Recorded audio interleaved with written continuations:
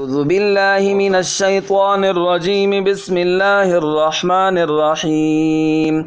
إنا نحن نزلنا عليك القرآن تنزيلا فاصبر لحكم ربك ولا تطع منهم آثما أو كفورا واذكر اسم ربك بكرة وأصيلا ومن الليل فاسجد له وسبحه ليلا طويلا إن هؤلاء يحبون العاجلة ويذرون وراءهم يوما ثقيلا نحن خلقناهم وشددنا أسرهم وإذا شئنا بدلنا أمثالهم تبديلا إن هذه تذكرة فمن شاء اتخذ إلى ربه سبيلا وما تشاءون إلا أن يشاء الله إن الله كان عليما حكيما يدخل من يشاء في رحمته